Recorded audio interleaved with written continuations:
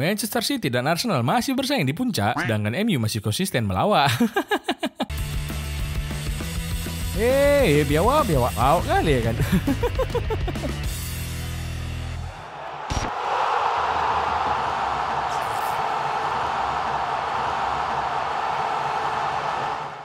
Oke kawan-kawan, hari ini aku mau cerita sedikit lah tentang lanjutan matchday kedua Liga-Liga Eropa yang baru main kemarin itu. Nah, menurut kalian nih, match mana yang paling seru kemarin? Kalau menurutku ya udah jelas lah, Brighton versus MU. Selain seru, banyak kejadian lucu juga soalnya. Matchday pertama gak kau bahas nol. Giliran matchday kedua yang MU melawak baru kau bahas. Biawak kebetulan aja ngitu wak geng. Waktu MU melawak baru sempat aku ngonten soalnya.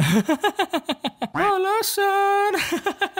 Kita bahas dulu lah ya dari Bundesliga. Ada Bayer Leverkusen yang menang dramatis lawan Borussia Mönchengladbach dengan skor 3-2. Leverkusen sebetulnya bisa unggul duluan lewat gol dari Granit Xhaka dan Florian Wirtz pada menit ke-12 dan 38. Tapi di babak kedua, Mönchengladbach bisa balas 2 gol dari gol Nico Elvedi dan Glenn Diaz pada menit ke-59 dan menit ke-85. Tapi tahu kalian pada menit ke-100 Bayer Leverkusen dikasih voucher penalti. Florian Wirtz yang jadi penendang sempat bisa ditepis tendangannya, tapi bola rebound bisa disambar lagi dan jadi gol. Leverkusen pun berhasil menang dengan skor 3-2. Gila kali ya, bisa mereka bikin gol di menit ke-100. Kalau tadi sampai menit ke-100 ini pun Leverkusen belum bisa bikin gol, bakal main terus ini sampai menit ke-140 mereka kurasa. Selain Leverkusen, ada juga Borussia Dortmund yang menang 2-0 lawan Frankfurt dan Bayern Munchen yang berhasil comeback 3-2 dari Wolfsburg. 2 gol dari Dortmund di match ini dicetak sama Jamie Boniek-Gittens, masing-masing pada menit ke-72 dan menit ke-90 tambah 3. Sedangkan 3 gol Bayern Munchen pas comeback lawan Wolfsburg dicetak sama Jamal Musiala, bunuh diri 1, dan gol terakhir dicetak sama Serge Gnabry. Dengan kemenangannya di match pertama, 3 tim ini masih bersaing di papan atas Bundesliga untuk sementara. Aku rasa bakal makin sengit lah persaingan di Bundesliga musim ini. Soalnya aku rasa Leverkusen gak akan bisa dominan macam musim lalu. Kecuali kalau tiap main extra time mereka sampai 28 menit. Kalau udah kayak gitu bakalan juara terus lah orang ini. Next, kita pindah ke La Liga Spanyol. Ada Barcelona yang menang lagi dengan skor 2-1 lawan Athletic Bilbao. Di match ini Barcelona bisa unggul duluan menit ke-24 melalui tendangan keras Lamine Yamal dari luar kotak penalti. Emang paten kali lah bocil satu ini. Masih 17 tahun pun udah bisa digendongnya Barcelona. Bukan macam Anthony ya kan? Jangankan bisa gendong tim. Bikin MU gak kalah pas dia main aja belum tentu bisa. Habis itu Athletic Bilbao sempat bisa menyamakan skor lewat voucher penalti Oyan Sanchez. Tapi Barcelona bisa balas bikin gol lagi pada menit ke-75. Berawal dari crossing Pedri, bola rebound bisa disambar sama Lewandowski jadi gol. Barcelona pun menang dengan skor 2-1. Kemenangan ini juga sekaligus ngasih kode ke Nico Williams. Nyesal lah kok gak gabung sama kami kan? Tengoklah nasibmu sekarang kami kalahkan. Padahal sebenarnya dalam isi otak si Nico Williams ini, biarpun aku kalah, paling tidak aku gak kelaparan, gak kayak kalian. Tapi agak heran juga aku nengok Barcelona ini. Kok tumben mereka bisa konsisten menang di 2 laga awal musim ini? Jago juga strategi Hansi Flick ini kurasa. Oh, itu bukan karena strategi Hansi Flick nol, tapi karena stok beras di Barcelona ini masih banyak. Dikasih sumbangan sama Man City kami habis balikin si Gundogan soalnya. Next, ada Real Madrid yang berhasil menang 3-0 lawan Real Valladolid. Walaupun sempat buntu di babak pertama, tapi free kick keras dari Valverde pada menit ke-50 akhirnya bisa menjebol gawang Valladolid. Setelah itu Real Madrid berkali-kali menggempur pertahanan Valladolid, tapi masih kesulitan juga mereka buat bikin gol tambahan. Karena masih buntu, Ancelotti kemudian mengganti beberapa pemain. Rodrigo dan Arda Güler diganti sama Modric dan Brahim Diaz pada menit ke-69. Sedangkan Mbappe dan Vini diganti sama Dani Ceballos dan Endrick pada menit ke-86.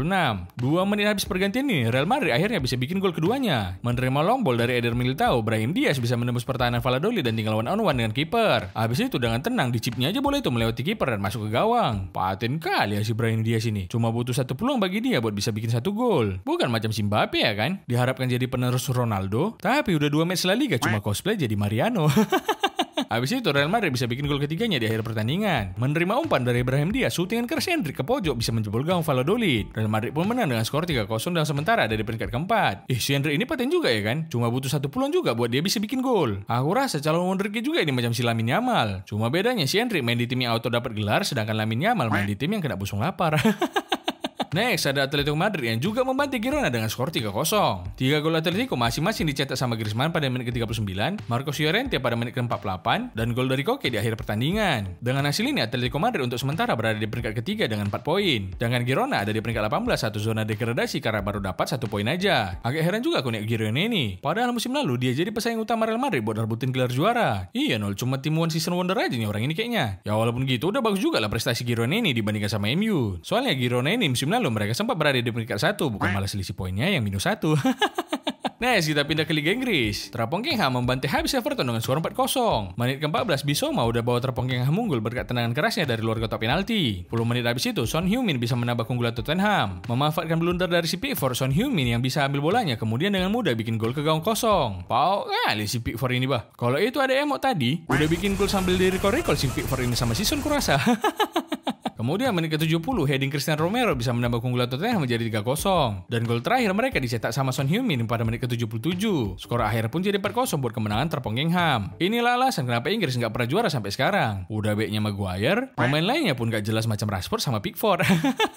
Next ada Man City yang membantai Ipswich dengan skor 4-1. Ipswich tahun sebetulnya sempat unggul duluan pada menit ke-7 lewat gol dari Samis Mosdix. Tapi habis kebobolan Man City ini langsung ngamuk. 10 menit kemudian Man City langsung bikin 3 gol balasan masing-masing dari Haaland di menit ke-12 dan 16 serta gol dari Kevin De Bruyne pada menit ke-14. Karena masih nggak puas, Haaland bikin 1 gol tambahan di akhir pertandingan. Sekaligus dia mencetak hat-trick di match ini. Skor akhir pun jadi 4-1 buat kemenangan Man City. Ngeri kali City ini ya. Habis kebobolan langsung comeback mereka dan bisa menang 4-1. Bukan macam tim merah yang di sebelah itu. Niatnya comeback malah pemain yang melawat dan kena comeback jadi 2-1. Hasil ini juga bikin Man City untuk sementara masih ada di peringkat 1 klasemen sementara. Next ada Arsenal yang berhasil mengalahkan Aston Villa dengan skor 2-0. 2 gol Arsenal di match ini terjadi di babak kedua, masing-masing dari Leandro Trossard pada menit ke-67 dan shootingan keras Thomas Partey pada menit ke-77. Kemenangan ini bikin Arsenal berada di peringkat 3 klasemen sementara. Mana Nol, kau bilang Arsenal bakalan kalah sama Aston Villa Nol? Udah menang ini kami, jadi Arsenal pasti juara musim ini. Jangan senang dulu Glenn. Justru match ini pertanda Arsenal bakalan finish di peringkat 2 lagi. Di awal ngalahin Aston Villa tapi di akhir cuma jagain piala. Next ada Liverpool yang juga menang 2-0 lawan Brentford. 2 gol Liverpool masing-masing disumbang sama Luis Diaz pada menit ke-13 dan gol Mo Salah pada menit ke-70. Kemenangan ini bikin Liverpool sementara berada di peringkat 6 dengan koleksi 6 poin. Tapi walaupun menang, menurutku Arne Slot ini masih bikin kesalahan fatal di match ini. Oh, pasti pas ganti Trent Alexander-Arnold sampai dia ngambek itu kan, Nol? Ya salah satunya itu, tapi yang paling fatal udah jelas lah masukin si Nunes lah. Untung aja tuh lawannya cuma Brentford. Jadi masih aman lah mereka menang 2-0. Coba kalau tadi lawannya City atau Arsenal, pasti langsung kena comeback mereka jadi 2-8. Next ada Chelsea yang secara mengejutkan bisa menang 6-2 di kandang Wolves. Baru 2 menit pertandingan dimulai, Chelsea udah bikin gol duluan. Memanfaatkan corner dari Cole Palmer, heading si Bio Jackson bisa menembus gawang dari Josesa. Skor pun berubah jadi 1-0 buat Chelsea. Karena nggak mau kalah lawan tim PAOK, Wolves pun kemudian bisa bikin gol balasan pada menit ke-27. Menerima assist dari Ryan Aït-Nouri, shootingan keras dari Matheus Cunha bisa menjebol gawang Chelsea. Skor pun jadi imbang 1-1. Pada menit ke-45, Chelsea bisa bikin gol lagi. Melalui skema counter-attack, chip cantik dari Cole Palmer bisa dengan mudah menjebol gawang Wolves. Skor pun jadi 2-1 buat keunggulan Chelsea lagi. Tapi di akhir babak pertama, Wolverhampton kembali bisa menyamakan skor. Berawal dari skema free kick, umpan dari Tote Gomez bisa disambar sama Jørgen Strand Larsen jadi gol. Skor pun jadi imbang lah 2-2. Hasilnya seru kali match ini. Saling balas gol kedua tim ini dari tadi. Tapi kesimpulannya, apakah sekarang habis belanja banyak Chelsea cuma bisa setara sama Wolves? Tapi di luar Nurul langsung mengamuk Chelsea di babak kedua ini. Cuma butuh waktu 15 menit, Noni Madueke langsung bikin hat-trick. Gol pertamanya dari asis Palmer menit ke-48. Terus gol keduanya dari asis Palmer lagi di menit ke-58. Dan gol ketiganya juga asis dari Palmer lagi pada menit ke-63. Gila kali kombo Palmer Madueke ini ya. Udah macam kombo Subasa sama Misaki lah aku tengok di match ini. Kalau Anthony sama Sancho kombo apa Nol? Oh, kalau Anthony sama Sancho kombo hemat lah. Cuma setara sama paket ayam geprek dan teman sedingin mereka soalnya. Habis itu pemain baru Chelsea, Joe Felix bikin gol penutup buat Chelsea pada menit ke-80. Dengan kemenangan ini, Chelsea mulai naik ke peringkat 8 klasemen sementara. Di balik kemenangan besar Chelsea ini ada satu kejadian yang membiawakkan. Noni Madueke nyetak hat-trick match ini sebelum pertandingan dia sempat bikin story IG. Isinya kurang lebih macam inilah. Semua yang tentang Wolverhampton ini macam biawak lah. Langsung habis itu dia disorakin sama supporter Wolves sepanjang pertandingan. Tapi yang membiawakkannya malah bisa bikin hat-trick si Madueke ini. Harusnya bisa lah cara ini ditiru sama Darwin Nunes biar syutingannya nggak berselamat semua. Jadi sebelum dia main di Anfield nanti bisa lah dia bikin story IG macam si Madueke ini. Semua yang ada di Liverpool ini biawak semua. Yakin kali aku jamin langsung hat-trick dia. Hat-trick gak dikasih main tapinya. Dan last yang paling lucu, Akorbeto tunjukkan aksimu. English Premier League, Manchester United.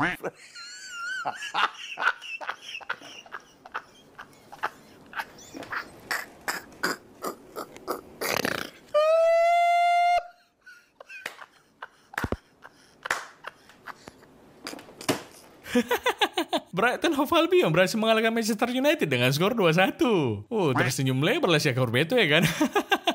Di match ini Erik ten Hag masih pakai formasi 4-2-3-1 dengan mainin Bruno sebagai false nine. Sejak awal pertandingan cukup simbang lah match ini aku tengok. Kedua tim bermain terbuka dan gantian saling menyerang. Menit ke-32 akhirnya Brighton bisa bikin gol duluan. Menerima crossing dari Kaoru Mitoma dan Welbeck yang berdiri bebas di depan gawang bisa dengan mudah menyambar bola jadi gol. Skor pun berubah 1-0 buat keunggulan Brighton. Ini kemana lah semua bebek MU ini? Kok bisa nggak ada satupun pemain yang jaga si Welbeck ini? Kalau ibarat peribahasa ini udah macam bebek di balik rusa lah. Peribahasa macam apa itu Nol? Sejak kapan ada peribahasa kayak gitu? Sejak MU kalah sama Brighton lah. Emang artinya apa Nol? Artinya buat apalah beli bek ratusan juta kalau cuma jaga si Welbeck aja nggak bisa.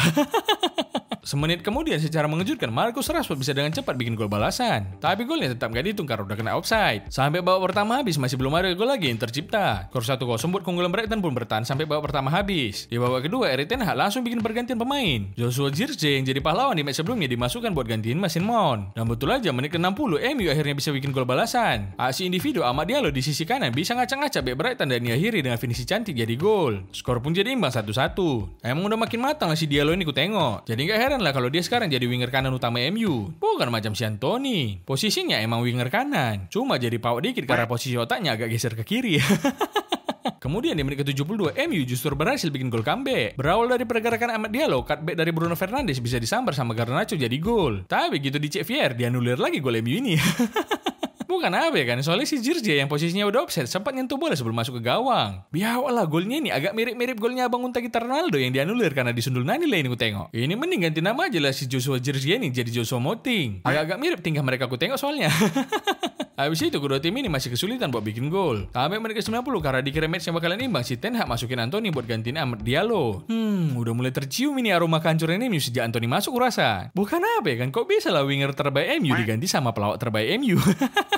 Dan betul aja nggak lama habis Anthony masuk langsung kebobolan MU ini. Pas sebelum masuk mukanya meyakinkan kali macam ini ya kan. Tapi gitu masuk kok sial. Menit ke-90 tambah 5 melalui pergerakan dari Simon Adingra, crossing cantiknya bisa di-heading sama Joao Pedro jadi gol. Skor pun berubah jadi 2-1 buat kemenangan Brighton. Biawalah entah buat apa pula si Ten Hag ini masukkan Anthony tadi. Kalau cuma buat dia berkontribusi, mending gak usah dimainin lah si Anthony tadi. Suruh aja dari tadi jadi ball boy. Lebih banyak kontribusinya daripada dia main di lapangan soalnya.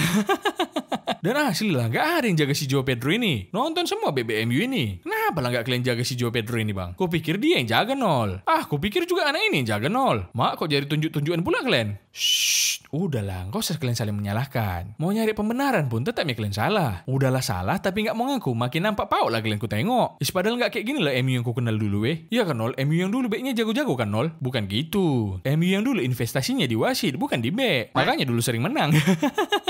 Sekarang kebanyakan beli back tapi lupa nyiram wasit, jadi kalah terus.